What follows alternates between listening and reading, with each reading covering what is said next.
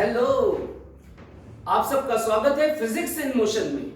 आज के वीडियो में हम डिस्कस करना चाहते हैं कि बी फार्मा, बीपीटी, फिजियोथेरेपी और बीएससी नर्सिंग, इनमें से कौन से कोर्स की क्या खास बातें हैं, किसके क्या एडवांटेजेस हैं और इनका एक कंपैरिजन कि अगर बच्चे डिसाइड करना चाहते हैं कि भाई इन तीन में से हमें किसे परस्यू करना चाहिए, तो डिसीजन के लिए कौन कौन से की फैक्टर्स हैं जो उनको याद रखने हैं, जो उनको समझने चाहिए और उसके बेसिस पे अपना डिसीजन लेना चाहिए।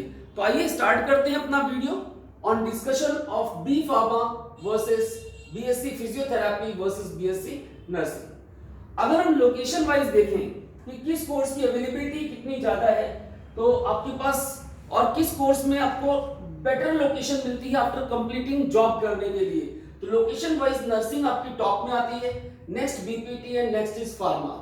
अगर हम सेक्स रेशो देखें तो मेल और फीमेल की, तो मेल कैंडिडेट्स फार्मा में ज्यादा होते हैं, उसके बाद बीपीटी में एंड देन इन नर्सिंग। और अगर आप फीमेल कैंडिडेट्स की मेजॉरिटी देखें तो नर्सिंग में सबसे ज्यादा फीमेल कैंडिडेट्स होते हैं, उसके बाद pharma and then BPT. Career growth की बात करें तो मेरे हिसाब से अगर आप ढंग से कंप्लीट करते हैं तो सबसे बेटर कैरियर ग्रोथ आपकी फार्मा में है, उसके बाद नर्सिंग में एंड देन बीपीटी में। नेक्स्ट इसके बाद आगे हम देखना चाहते हैं जो बी फार्मा है, इसका जो फीस होता है अंडर ग्रेजुएट डिग्री का, बीएससी का, तो basically B pharma I must say not BSc, तो जो फीस है that is different for different colleges. It may vary from 40,000 to 1 lakh per annum, और लगभग 3,568 कॉलेजेस हैं जो बी फार्मा कराते हैं इंडिया में। इसका स्कोप है, आप इसके बाद मार्केटिंग कर सकते हैं, जो आपके डॉक्टर्स होते हैं इनके पास आपको अपना प्रेजेंटेशन करना होता है, बेसिकली एमआरस बोलते हैं, मेडिकल रिप्रेजेंटेटिव की पोस्ट पे आप ज्वाइन कर सकते हैं कि भाई हमारी कंपनी कौन कौन सी मेडिसिन बना रही है, इसके क्या क्या बेनिफिट्स हैं और बाकी कंपनीज की मेडिसिन के ऊपर क्या एडवांटेजेस हैं। ये चीज आप तभी एक्सप्लेन कर सकते हैं जब आपको इसकी डिटेल नॉलेज हो। तो मार्केटिंग यानी मार्केटिंग के फील्ड में किसी भी फार्मास्यूटिकल सेंटर में मेडिकल शॉप्स आप अपनी ओपन कर सकते हैं, एक फार्मासिस्ट की तरह आप खुद की मेडिकल शॉप ओपन कर सकते हैं किसी हॉस्पिटल एरिया में या किसी भी रेसिडेंशियल या कॉमर्शियल एरिया में, तो उसमें भी आपकी काफी ग्रोथ होती है। जो सैलरी आप एक्सपेक्ट कर सकते हैं बी फार्मा करने के बाद वो पर एनम 1.9 लाख से 3 लाख इनिशियल स्टेज पे एक्सपेक्ट कर सकते हैं। और इसको कंप्लीट करने के लिए आपको कम से कम जो 12th पास होना चाहिए 10+2 पैटर्न पे किसी भी रिकॉग्नाइज्ड बोर्ड या यूनिवर्सिटी से, और मिनिमम 50% मार्क्स होने चाहिए अगर आप जनरल कैटेगरी से। If you are from OBC और एससी तो 45%, ठीक है, जनरल और ओबीसी के लिए 50%, एससी और एसटी के लिए 45%। और आपके पास फिजिक्स केमिस्ट्री मैथ्स या फिर फिजिक्स केमिस्ट्री एंड बायोलॉजी ये कॉम्बिनेशंस होने चाहिए फॉर बी फार्मा।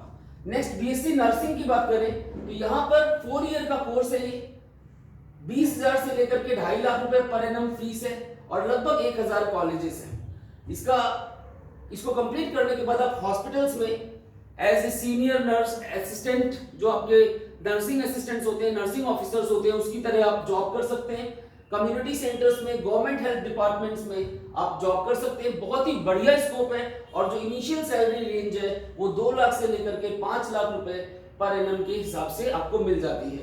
मिनिमम आपको 10+2 क्लियर होना चाहिए और 45 से 50% आपका एलिजिबिलिटी क्राइटेरिया है इसका। Next we are talking about BSc physiotherapy.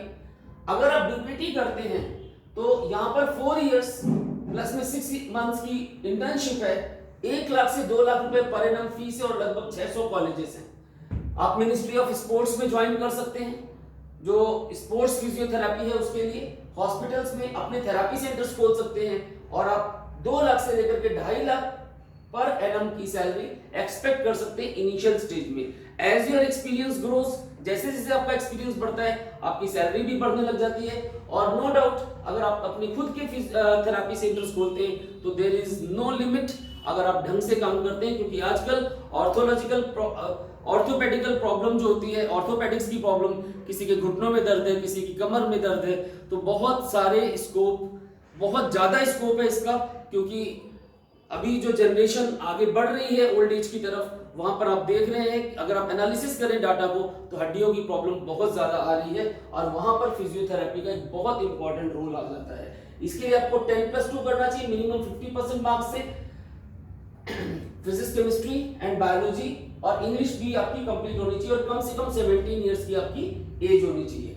अगर हम इन तीनों को कंपेयर करें तो जो कोर्स ड्यूरेशन होता है बीएससी नर्सिंग का वो 4 इयर्स है, बी फार्मा का 4 इयर्स है और बीपीटी का 4.5 इयर्स है, जहां पर 6 महीने की आपकी इंटर्नशिप इंक्लूडेड है। एलिजिबिलिटी अलग अलग यूनिवर्सिटीज की अलग अलग होती है, लेकिन ऑन द एवरेज जो हमने लिखा है BSc nursing 10+2 with 50% minimum, B pharma 10+2 with 50% और यहाँ भी 10+2 with 50%। This is average for general and OBC category.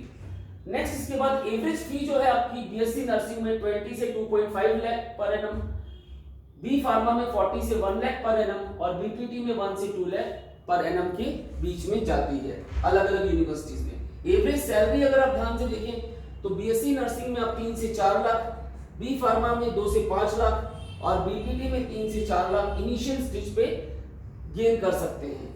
Job profiles यहाँ समराइज किया हुआ है। बीएससी नर्सिंग के बाद आप staff nurse, nurse educator, emergency room nurse की पोस्ट पे अपना जॉब कैरी आउट कर सकते हैं। बी फार्मा में pharmacist, clinical pharmacist, health inspector, इनकी पोस्ट के लिए आप अप्लाई कर सकते हैं। बीपीटी के बाद physiotherapist, assistant manager, customer service, मतलब अपना खुद का क्लिनिक खोल करके भी आप प्रैक्टिस कर सकते हैं।